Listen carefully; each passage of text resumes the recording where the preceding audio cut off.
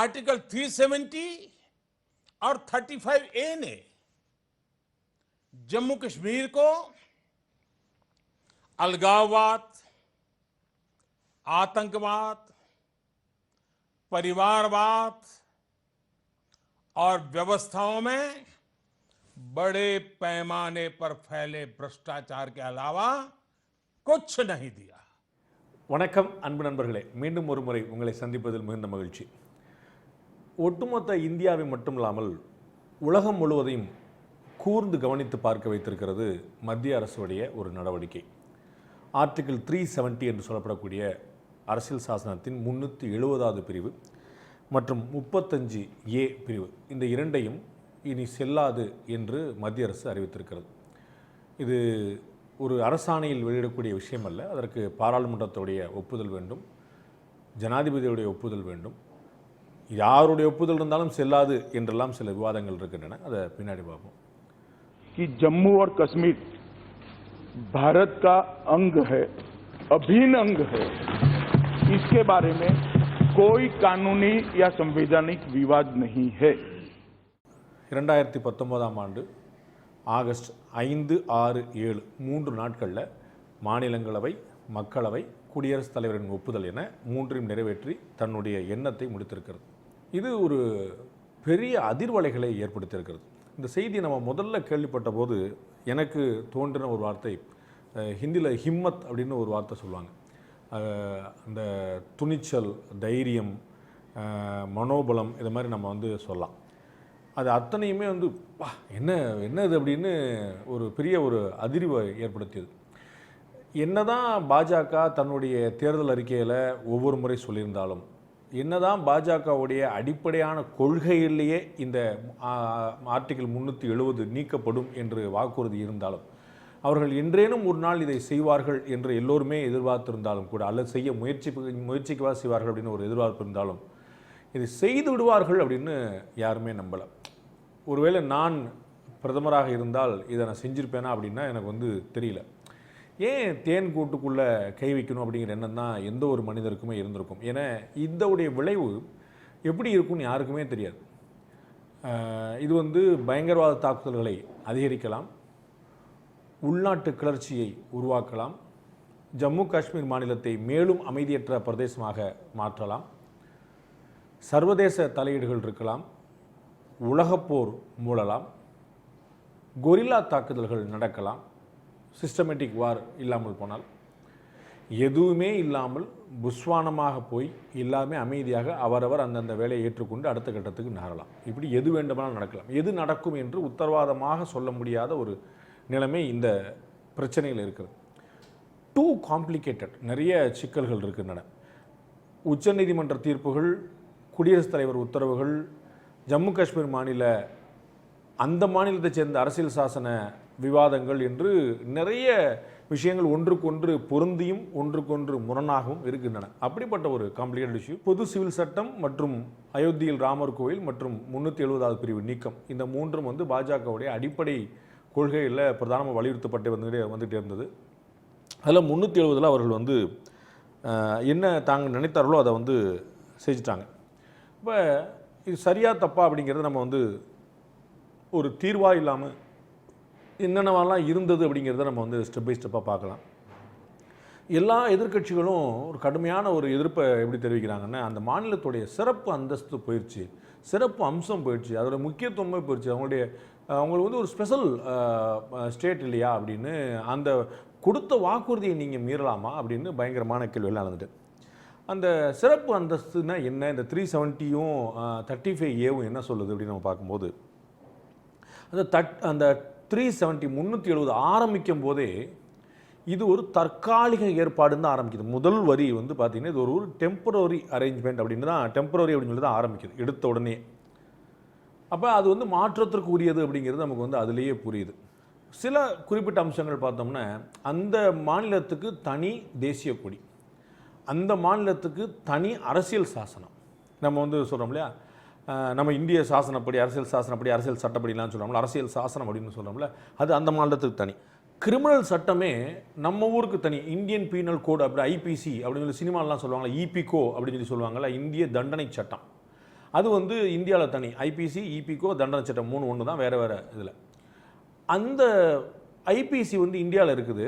ஆனால் ஜம்மு காஷ்மீரில் மட்டும் ஆர்பிசி அப்படின்னு ஒன்று இருக்குது, ரன்வீர் பீனல் கோட் அப்படின்னு, ரன்வீர் தண்டனை சட்டம் அப்படின்னு ஒன்று இருக்குது. அது வந்து ஒரு மன்னருடைய பெயர். இந்த ஹரிசிங், இந்த கரண் சிங், இவங்க இந்த பரம்பரை சொல்கிறாங்களே, அந்த காஷ்மீருடைய ராஜாவாக இருந்தாங்களே, அவங்களில் ஒருத்தர் இருந்தார் 1932 என்னுடைய நினைவு சரியாக இருக்குமானால். அப்போ வந்து இந்த சட்டம் கொண்டு வரப்பட்டு அப்போ இருந்து இது வந்து கொண்டு இருக்குது. ரன்வீர், நம்ம ஊர்லாம் ஐபிசி சொல்லுவாங்க, அவங்க வந்து ஆர்பிசி சொல்லுவாங்க. அப்படி ஒரு சட்டம் இருக்குது. எப்படின்னா கொடி, அரசியல் சாசனம், தனி கிரிமினல் சட்டம் இப்படிலாம் இருந்துட்டு இருக்கு.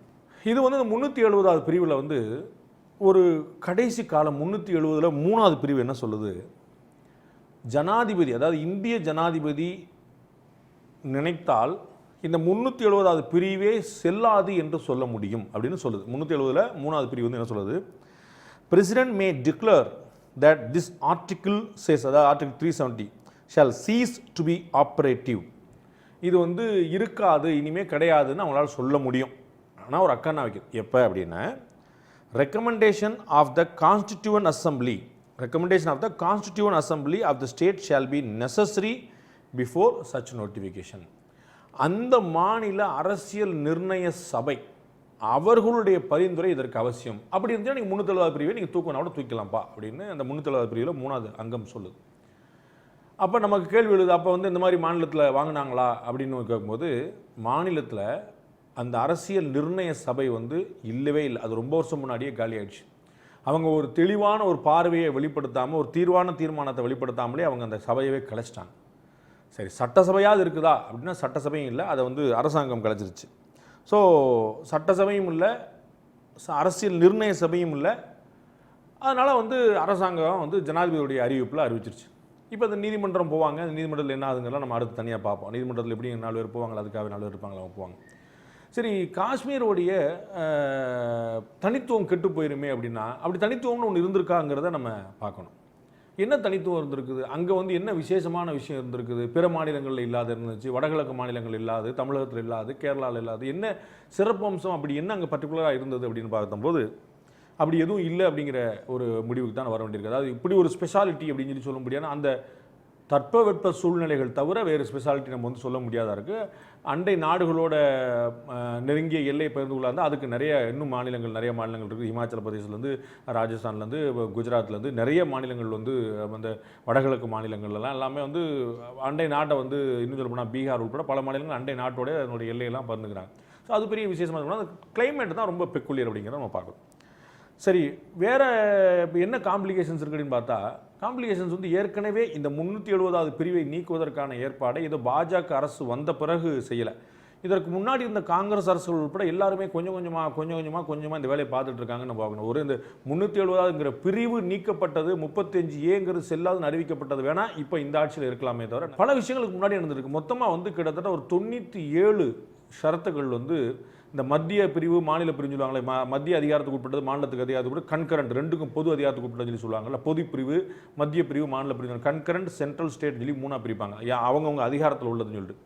அப்போ மத்திய அதிகாரத்தில் வந்து 97 பிரிவுகள் சரத்துகள் இருக்குது. மத்திய அதிகாரத்தில் சென்ட்ரல் கவர்மெண்ட்டுடைய சரத்துக்கு உட்பட்டு அந்த 97 அதிகாரங்களில் 94 அதிகாரங்கள் ஜம்மு காஷ்மீர் மாநிலத்திலையும் செல்லும் அப்படின்னு அறிவிச்சிட்டாங்க. ஸோ 94 வந்து அங்கே ஆல்ரெடி இம்ப்ளிமெண்ட். ஸோ தமிழ்நாட்டில் எவ்வளோ சொல்லுமோ அது அவ்வளோ வந்து ஜம்மு காஷ்மீர்லேயும் சொல்லுங்கிற வச்சு அதர் தேன் ஒரு 3 பர்டிகுலர் திங்ஸ். சரி, மாநில அதிகாரங்களுக்கு இருந்த பட்டியலில் கிட்டத்தட்ட ஒரு 47 அதிகாரங்களில் வந்து மாநில அதிகார பட்டியலில் இருந்ததை 26 அதிகாரங்களை பொதுப்பட்டியலுக்கு கொண்டு வந்துட்டாங்க. ஸோ 47 மாநில அதிகார பட்டியலில் வந்து ஜம்மு காஷ்மீரில் வந்து ஒட்டுமொத்தமாக 47 இருந்துச்சு. அதை வந்து 26 வந்து பொதுப்பட்டியலுக்கு கொண்டு வந்தாங்க. ஸோ ஆல்மோஸ்ட் மத்திய பட்டியல் எல்லாமே அங்கே போயிடுச்சு. மாநில பட்டியலில் இருந்ததில் பாதிக்கு மேலே வந்து மத்திய பொதுப்பட்டியலுக்கு வந்துருச்சு. உங்களுக்கு தெரியும், பொதுப்பட்டியலில் மாநில அரசும் ஒரு சட்டத்தை நிறைவேற்ற முடியும், மத்திய அரசும் ஒரு சட்டத்தை நிறைவேற்ற முடியும். பொதுப்பட்டியலில் மத்திய அரசுடைய சட்டத்துக்கு முரணாக மாநில அரசு சட்டம் நிறைவேற்றுமானால் மத்திய அரசு சட்டம் தான் செல்லும். இது வந்து தீர்மானமான விஷயம். ஸோ ஆல்மோஸ்ட் சென்ட்ரல் கவர்மெண்ட்டோடைய சென்ட்ரல் கவர்மெண்ட்டுடைய ரோல் வந்து அதிகரிச்சுட்டே வந்திருக்கு காலகாலமாக. இது பாஜக அரசு வந்த பிறகல்ல, நரேந்திர மோடி வந்த பிறகல்ல, அதுக்கு முன்னாடி கொஞ்சமாக வந்துட்டு இருக்கு. அதை நம்ம வந்து பார்க்குறோம். அறிவிப்பு வந்தவுடனே இந்த சட்டம் அரசியல் சாசனம் 370வது பிரிவு நீக்கப்பட்ட உடனே, 35A நீக்கப்பட்ட உடனே ஒரே கொண்டாட்டம். அந்த கொண்டாட்டத்தை பார்த்தீங்கன்னா அது ஹிந்து முஸ்லீம்னு கொஞ்சம் பிரிஞ்சிருக்கிறத நம்ம பார்க்குறோம். ஹிந்து அமைப்புகள்னு சொல்லக்கூடியவங்க, கிளைம் பண்ணிக்கக்கூடியவங்க அல்லது குற்றச்சாட்டு வைக்கப்படக்கூடியவங்க, அதை ரொம்ப கொண்டாடுறாங்க. இஸ்லாமிய அமைப்புகள் வந்து இதை பயங்கரமாக கண்டிக்கிறாங்க. இது தவிர பிற இந்து சமூகத்தை சேர்ந்த பிற கட்சிகளும் மாற்றி யோசிக்கிறாங்க.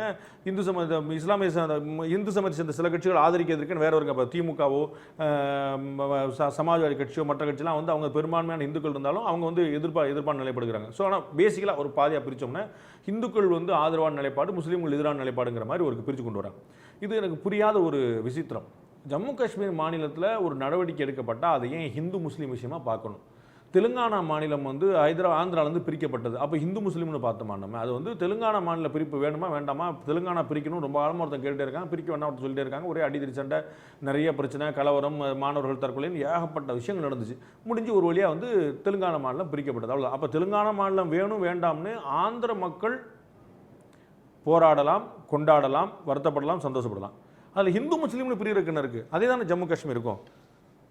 ஜம்மு காஷ்மீர் மாநிலத்தில் ஹிந்து முஸ்லீம்னு ஏன் பிரியணும்? ஏன் ஜம்மு காஷ்மீர் மாநில மக்கள் இந்து முஸ்லீம் பிரிஞ்சா கூட ஓஹோ அப்படின்னு புரிஞ்சுக்கலாம். அந்த ஜம்மு காஷ்மீரை வச்சுக்கிட்டு ஏன் இங்கே இருக்கக்கூடிய மக்கள்லாம், இந்தியாவில் இருக்கிற மக்கள்லாம் ஏன் இந்து முஸ்லீம் புரியணும்? அது எனக்கு புரியவே இல்லை. அதில் நியாயம் இல்லைங்கிறது நம்ம வந்து பின்னாடி நம்ம பார்ப்போம். ஏன்னா ஜம்மு காஷ்மீர் மாநிலத்தில் முஸ்லீம்கள் மட்டுமே இல்லை. முஸ்லீம்கள் அங்கே அந்த மாநிலத்தில் பெரும்பான்மையாக இருக்கிறாங்க, மாற்று கருத்து இல்லை.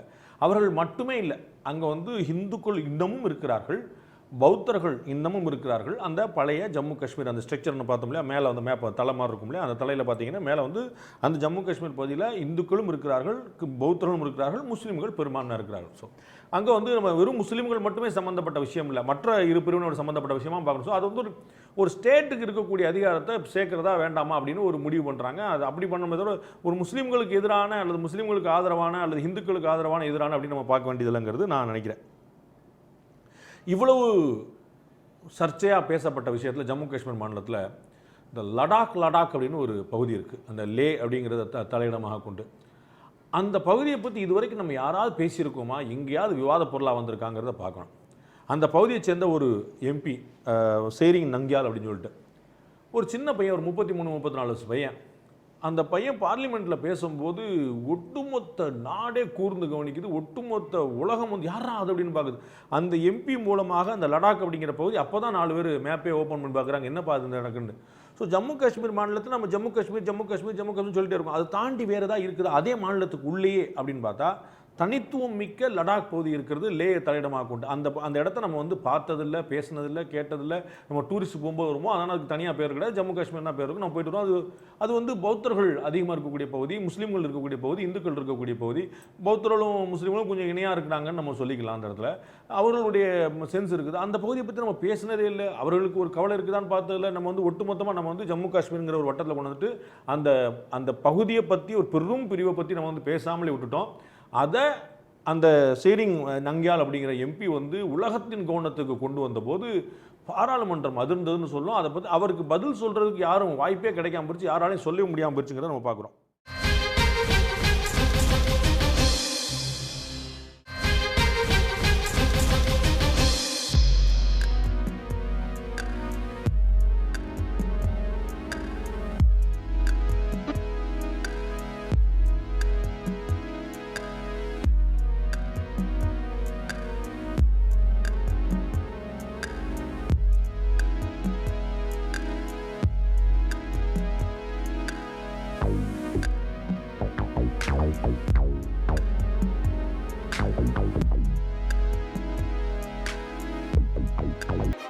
சரி, 370வது பிரிவு இன்னைக்கு நீக்கிட்டாங்க. இதில் வந்து இவ்வளோ பெரிய விஷயங்கள்லாம் பண்ணியிருக்கலாமா, அதெல்லாம் ரொம்ப நியாயமா அப்படின்னு கேட்கும்போது பதிலுக்கு அப்படியே ஒரு கேள்வி தோணுது. சரி, இந்த 370வது பிரிவு இத்தனை நாளாக இருந்துச்சு, கிட்டத்தட்ட 70-72 ஆண்டுகளாக இந்த 370வது பிரிவு இருந்துச்சு. அதில் என்ன கிடைச்சது?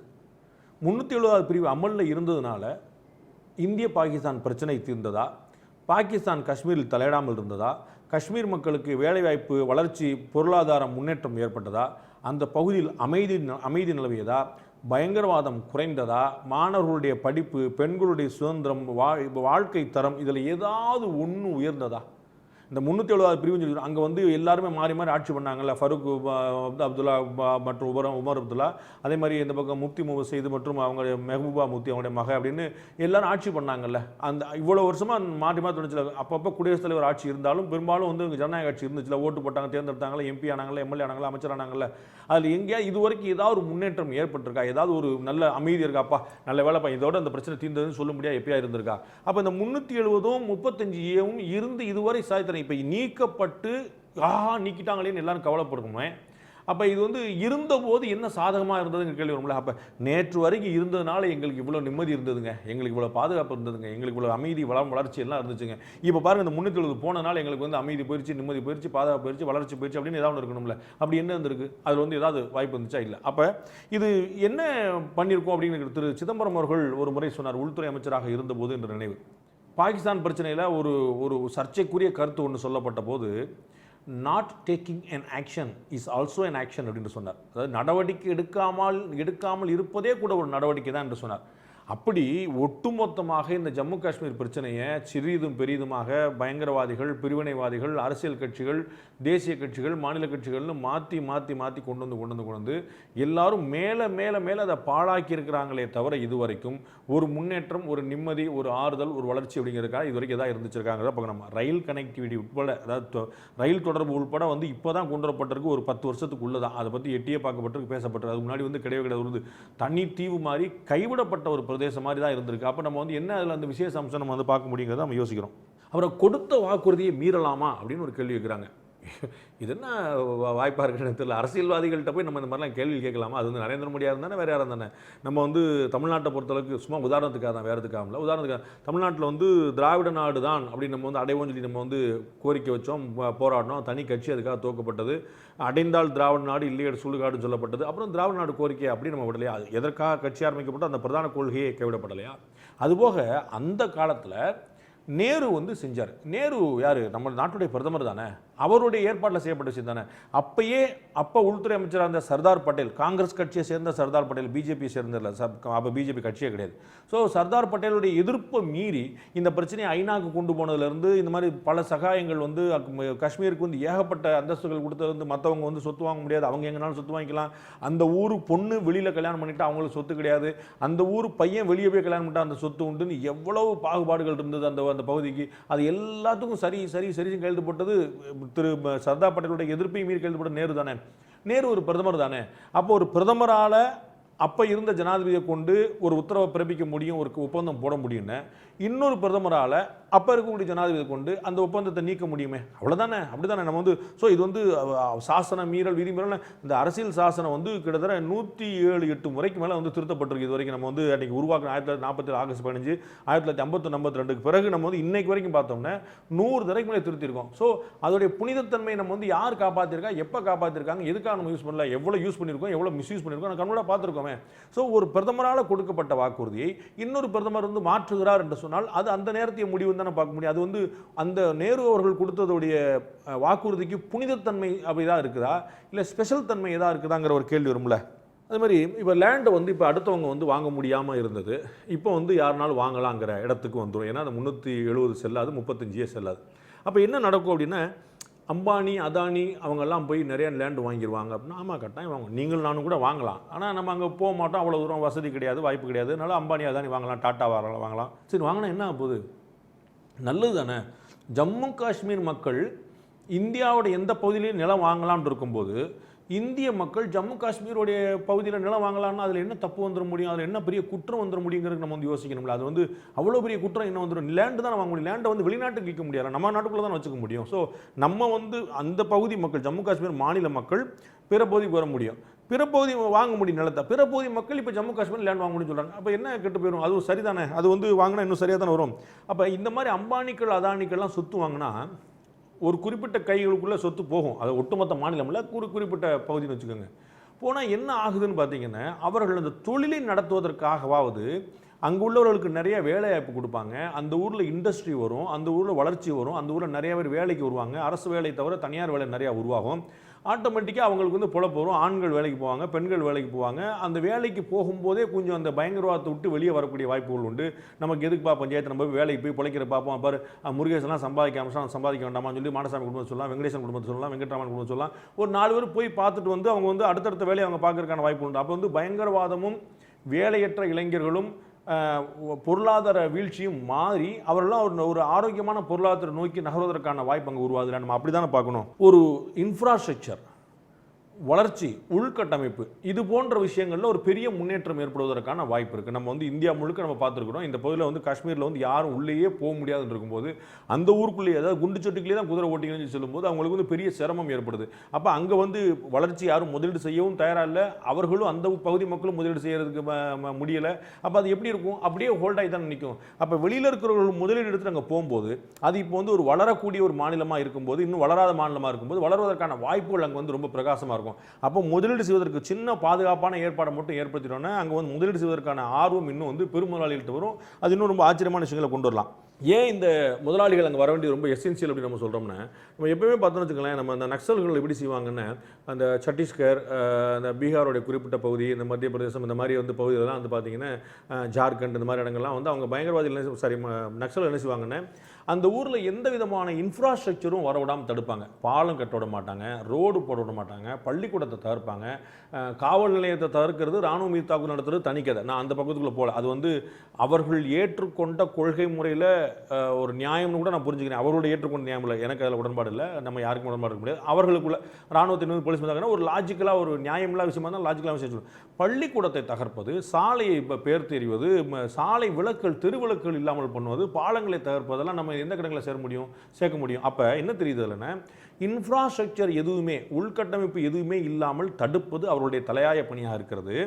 அப்புறம் அதையே காரணம் காட்டி பார்த்தீங்களா எப்படி இருக்குது, ஒன்றும் இல்லாமல் வெறும் மண்ணும் சகதியமாக இருக்கும், ஒரு வளர்ச்சி இல்லை, ஒரு முன்னேற்றம்லாம் நம்ம இப்படி உட்காந்துருக்கோம்னு சொல்லிட்டு அதையே ஒரு காரணமாக வைத்துட்டு இந்த அரசுக்கு எதிரான ஒரு போர் தொடுப்பதுங்கிறது அவங்களுடைய வழக்கமாக வச்சுருக்காங்க.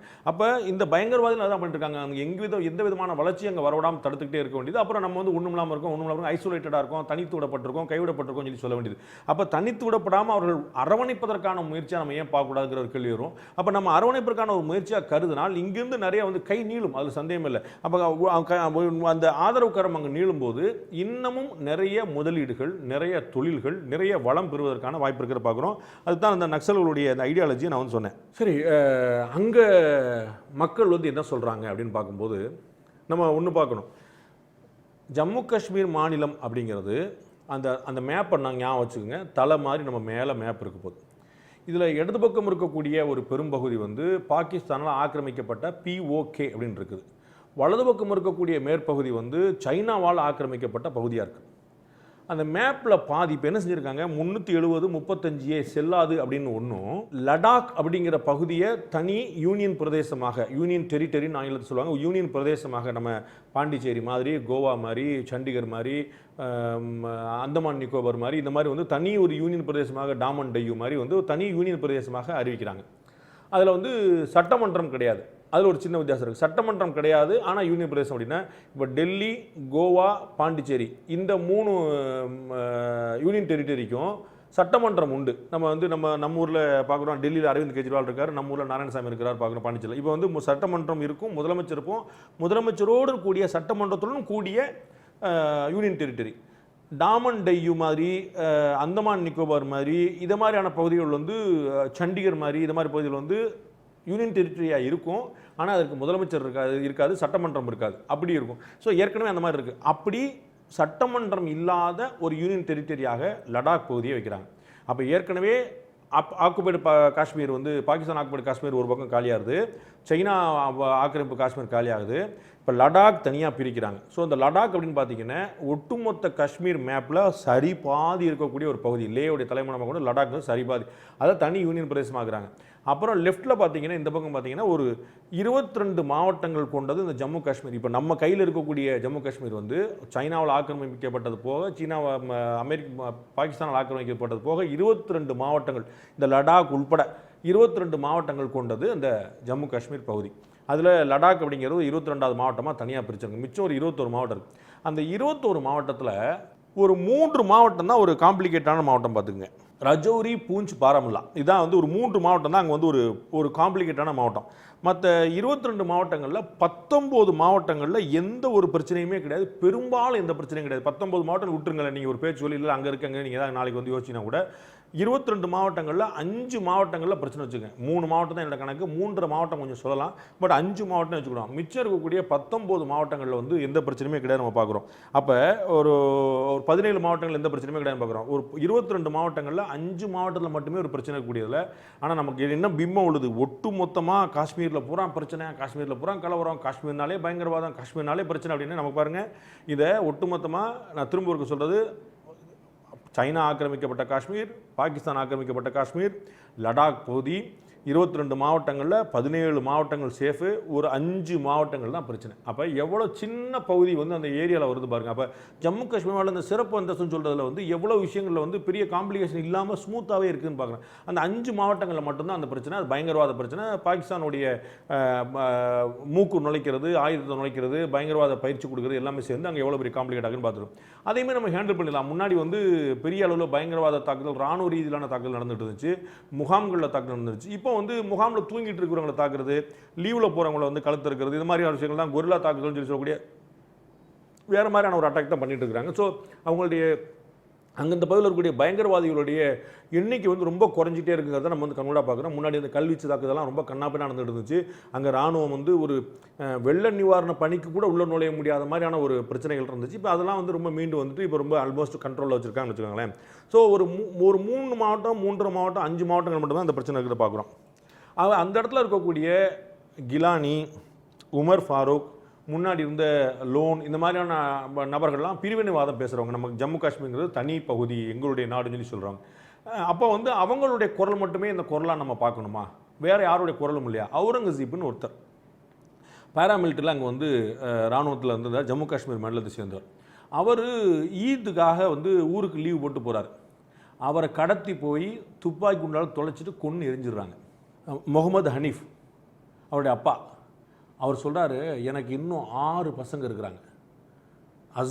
அவுரங்கசீப் வந்து போயிட்டான், இன்னும் 6 பசங்களையும் நான் இராணுவத்தில் சேர்ப்பேன், உன்னால் ஆனதை பார்த்துக்கோன்ற. அப்போ இந்த அவுரங்கசீப்போடைய குரல் இந்தியர்கள் குரல் இல்லையா? அவுரங்கசீப்போடைய அப்பா முகமது ஹனீஃபோடைய குரல் இந்தியர்கள் இல்லையா? அதில் 2 பேர், அந்த கொல்லப்பட்ட அவுரங்கசீப்போட பிரதர்கள் 2 பேர், 6 பேரில் 2 பேர் இராணுவத்தில் இணைஞ்சிட்டாங்க. ஸோ கொல்லப்பட்ட இராணுவ வீரருடைய குடும்பத்துக்கு அச்சம் இருக்குமா இருக்காதா? அவங்க அம்மா சொல்கிறாங்க, உண்மையிலேயே எங்களுக்கு பயமாக தான் இருக்குது, நாங்கள் மறுக்கிறதுக்குள்ள என்ன ஆகுமோன்னு எனக்கு தெரியல, ஆனாலும் நாங்கள் வந்து என்னுடைய பையனுடைய தியாகத்தை நாங்கள் வந்து சும்மா விட்டுற முடியாது, நாங்கள் வந்து இன்னும் 2 பேரும் இராணுவத்துக்கு அனுப்பிட்டோம் அந்த அம்மா சொல்கிறாங்க. அந்த தாயுடைய வீரம், அந்த தாயுடைய குரல் வந்து இந்தியாவுடைய குரல் இல்லையா? அவுரங்கசீப்போட குரல் இந்தியாவோட குரல் இல்லையா? அவுரங்கசீப்போட தகப்பனார் குரல் இந்தியாவோட குரல் இல்லையா? அந்த இராணுவத்தில் சேர்ந்துருக்காங்களே இன்னைக்கு கொல்லப்பட்ட அவுரங்கசீப்புடைய 2 பிரதர்கள் 2 சகோதரர்கள் சேர்ந்துருக்காங்களே, அது இந்தியாவோட குரல் இல்லையா? அப்போ அதை நம்ம வந்து அப்படி பார்க்க வேண்டாமா? இன்னும் 4 பேர் வச்சிருக்கிற 4 பேர் இராணுவத்துக்கு அனுப்பி அவருடைய தந்தை சொல்கிறாரு, அது வந்து ஒரு இந்தியன் குரலாக பார்க்க வேண்டாமா? இதை விட ஒரு எழுச்சி மிக்க குரல் காஷ்மீர்லேருந்து வரணும் அப்படின்னு. ஸோ நம்ம பயங்கரவாதிகள், பிரிவினைவாதிகள் மற்றும் அங்கே இருக்கக்கூடிய அரசியல்வாதிகள் சொல்கிறது மட்டுமே பார்ப்போமா? இங்கே இந்த மாதிரி இன்னொரு ஆட்களும் அதே பகுதியில் தான் இருக்காங்க. நான் சொல்ல இந்த 5 மாவட்டத்துக்குள்ளே தான் நான் சொல்ல வரேன். ஸோ அந்த மாதிரி ஆட்களுடைய குரலை நம்ம என்ன செய்ய போகிறோம்? அவங்களாம் விட்டுற போகிறோமா?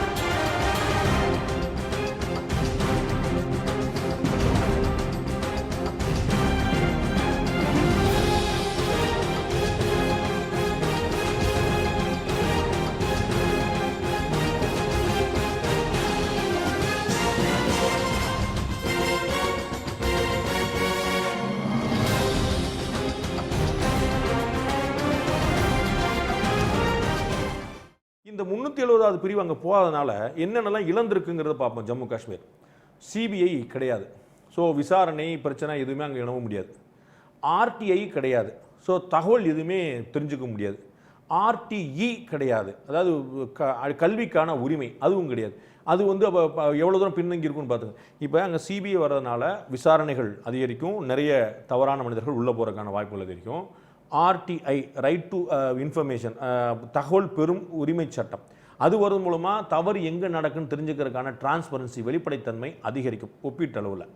ஆர்டிஇ சொல்லக்கூடிய கல்வி பெறும் உரிமை சட்டம் வரும்போது அங்கு உள்ள இருக்கக்கூடிய ஆண்கள், பெண்கள், மாணவர்கள், மாணவிகள் நம்ம பாதியில் படிப்பு நிப்பாட்டிட்டு பயங்கரவாதம் பிரச்சனை, கல்வி கல்லூரி எதுவுமே கிடையாது, நம்ம போக முடியாதுன்னு சொல்லும்போது அந்த இடத்துல உள்ளே வந்து அவருடைய இம்ப்ளிமெண்ட் பண்ணி நடைமுறைப்படுத்தி ஆக வேண்டிய கட்டாயத்துக்கு உள்ளாவார்கள். ஸோ ஆர்டிஇ உள்ளே வரும். இடஒதுக்கீடு கிடையாது சார். இடஒதுக்கீடு நம்ம வந்து எவ்வளோ குரல் கொடுப்போம். தமிழகம் வந்து சமூக நீதிக்கான மாநிலம்னு நம்ம சொல்லுவோம். முதல் சட்ட திருத்தமே நம்ம வந்து இங்கே தான் கொண்டு வந்தோம்னு சொல்லுவோம். சமூக நீதிக்காக கொண்டு வரப்பட்ட இடஒதுக்கீடாக கொண்டு வரப்பட்டு சொல்லுவோம். அந்த ஊரில் இடஒதுக்கீடு கிடையாது சார். வேண்டாமா? லடாக்குக்கு வேண்டாமா? பௌத்தர்களுக்கு வேண்டாமா? இந்துக்களுக்கு வேண்டாமா? ஏன் முஸ்லீம்களுக்கே வேண்டாமா? அப்போ அதில் பிற்பட்டவர்கள், பிரச்சனைக்குரியவர்கள், என்ன தாழ்த்தப்பட்டவர்கள், என்ன யார் அங்கே பகுதியில் இருக்கிறாங்களோ அவர்களுக்கு அந்த இடஒதுக்கீடு, யாருக்கு நம்ம வந்து இடஒதுக்கீடு கொடுக்குறோமோ, சாசனம் அனுமதிக்கிறதோ அந்த பகுதி இடஒதுக்கீடு அவர்கள் போய் சேர வேண்டாமா? அதில் ஏதாச்சும் கலந்துமா? அதில் நம்ம போய் யாருக்கு இடஒதுக்கீடு வாங்கணும்? அவங்களுக்கான இடஒதுக்கீடு எங்களுக்கு கிடைக்கும்ல, அது வேண்டாமா? இது வரைக்கும் அது இல்லாமல் இருந்தது. ஸோ அது வந்து கிடைக்கும் இல்லையா? இப்படி எவ்வளவு நல்ல விஷயங்கள், புதிய விஷயங்கள் அங்கே உள்ள வருங்கிறத பார்க்கணும். ஓகே, இதை வந்து எதிர்க்கிறவர்கள்லாம் இந்த மாதிரி வந்து கடுமையாக எதிர்க்கிறாங்க. இந்த ஆதரிக்கிறவர்கள்லாம் யாரும் பார்ப்போம். பிஜேபி சொல்லுச்சு. பிஜேபி வந்து சொன்னது அவங்களுக்கு வந்து ஆரம்பத்துலேருந்து இந்த மாதிரி தான் நோக்கம், கெட்ட நோக்கம் கூட வச்சுக்கோங்க. நீங்கள் பிஜேபி வந்து இந்த மாதிரி தான் இப்போ எப்படியுமே இந்த மாதிரி கிருத்திரமாக பண்ணிகிட்டு இருக்கு. ஓகே, பண்ணிட்டாங்க, வச்சுட்டாங்க. பிஜேபி ஆதரிச்சது. அதிமுக எப்போ பார்த்தாலும் பிஜேபி ஆதரிச்சிடும், அப்படி ஒரு விமர்சனம் வச்சுக்கோங்க, அதையும் ஓரமாக வச்சுக்கோங்க. ஸோ பிஜேபி ஆதரிச்சது, ஆம் ஆத்மி ஆதரிச்சது, ரெண்டு பேருக்குமே நோக்கம் இருக்குது, உள்நோக்கம் இருக்குது. சரி, வேறு யார் யாரெல்லாம் இந்த 370வது பிரிவு நீக்கத்தை ஆதரித்திருக்கிறார்கள்? ஜம்மு காஷ்மீரில் 2019 ஆகஸ்ட்டில் 5, 6, 7 வந்து மத்திய அரசு கொண்டு வந்திருக்கக்கூடிய இந்த அரசியல் சாசனத்தின் 370வது பிரிவு நீக்கத்தை ஆதரித்தவர்கள் வேறு யார் யாருன்னு பார்த்தா, ஆம் ஆத்மி கட்சியோடைய அரவிந்த் கெஜ்ரிவால், டெல்லியோடைய முதலமைச்சர். ஆம் ஆத்மி கட்சி காங்கிரஸ் கூட கூட்டணி சேர கூட தயாராகிடுச்சு. பிஜேபியை பரம வைரியா பார்த்து பிஜேபி எப்படியாவது ஒழிச்சாவேன்னு ஓன்னு குய்யோ முறைன்னு டெய்லி கதறாரு அரவிந்த் கெஜ்ரிவால். அவங்களுக்கும் இவங்களுக்கும் பொலிட்டிக்கலாக ஒரு அண்டர்ஸ்டாண்டிங் இருக்கணும்னு அரசியலே தெரியாத குழந்தை கூட சொல்லாது. ஆனால் ஆம் ஆத்மி கட்சி பாஜக அரசுடைய, மத்திய அரசுடைய இந்த நடவடிக்கையை ஆதரிக்கிறது. பகுஜன் சமாஜ் கட்சி இப்போ வந்து சமாஜ்வாடி கட்சியோடு சேர்ந்து கூட்டணி அமைச்சிட்டு பாஜகவை ஒழிச்சே நின்று அவங்க வந்து ஒரு 2 வார்த்தை இல்லை, அவங்க வந்து எவ்வளோ மோசமான பிரச்சாரம் மாயாவதி பண்ணாங்கன்னு ஊருக்கே தெரியும். அந்த மாயாவதியின் பகுஜன் சமாஜ் கட்சி மத்திய பாஜக அரசு கொண்டு வந்ததை இது ஆதரிக்கிறாங்க. தேசிய ஜனநாயக கூட்டணி கட்சிகள் ஆதரிக்கிறாங்க, அதிமுக ஆதரிச்சிருச்சு, பாஜக செஞ்சது அவர்கள் தவிர மற்ற வச்சிருக்கு. ஆம் ஆத்மி கட்சி பார்த்தோம், பகுஜன் சமாஜ் கட்சி பார்த்தோம், பிஜு ஜனதா தளம் ஒடிசாவில் ஆளக்கூடிய நவீன் பட்நாயக்குடைய கட்சி. அவர்களுக்கு இப்போ அந்த ஊரில் காங்கிரஸே இல்லை. இப்போ அந்த ஊரில் காங்கிரஸுக்கும் அங்கே ஊரில் பிஜேபிக்கும் நவீன் பட்நாயக்கும் பிஜு ஜனதா தான் போட்டி.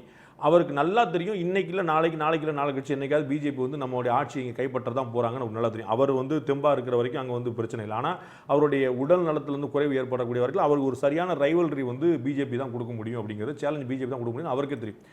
அவர் வந்து ஒரு காலத்தில் கூட்டணி இருந்தார், இப்போ வந்து 2-3 தேர்தலில் கூட்டணி இல்லை.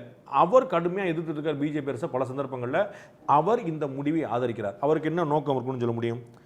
டிஆர்எஸ் தெலுங்கானா ராஷ்டிர சமிதி சந்திரசேகர் ராவ் இந்த பக்கம் ஆந்திரா தெலுங்கானா பிரிவில் உட்காந்து இந்த பக்கம் உட்காந்துருக்கிறவர்.